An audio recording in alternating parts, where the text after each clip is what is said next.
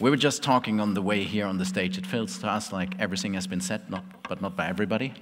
And so we're trying to peel the onion a little bit in a different way and look at the different angles, the different sectors again. Some of the parts mentioned here, some of the life cycle components. Life cycles could be from the asset part.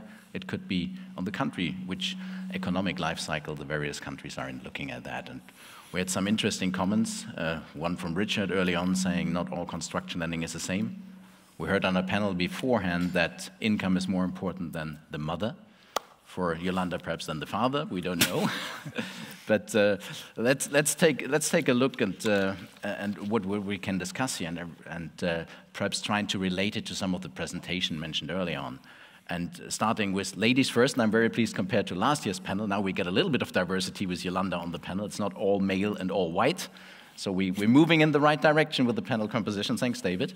A little bit of ESG, but looking, I know, Yolanda, you're very active in the German market, very active in the construction lending part of the world.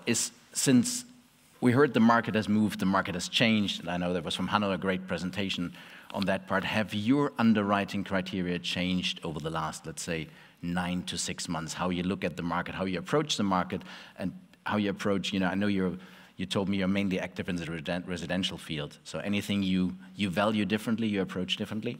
Yeah, no, absolutely, Max. So certainly if we speak about construction lending, we have so many factors that come in those days: material costs, supply chain issues, interest rates that are squeezing some other developers from the senior loan side. So we are more in the mezzanine space, I have to say. And then you have also the loss of purchase power, contrary to the US dollar, if you speak about the material prices. So it looks pretty grim if you look at the construction sector itself, but it also bears now a lot of opportunities because we expect some smaller ones getting squeezed out of the market. And I think actually something what Hanno pointed out earlier on, when we spoke, and probably we'll come to that later, the high leverage levels we see in the German market.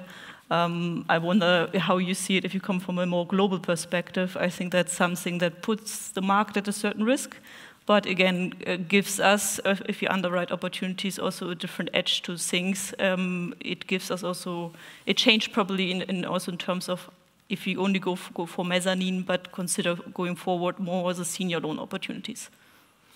For sure, I think that's something we learned as well, that the banks are squeezed out. They're more cautious on being part of the senior, or even more less willing to be in the senior space, which opens, on the one, as Jeff said, for the US, opens a gap to step into. Sam, from your perspective, looking at that, we talked a lot in the last presentation, really on the mess piece, on the construction lending. What is your view on what just Yolanda mentioned?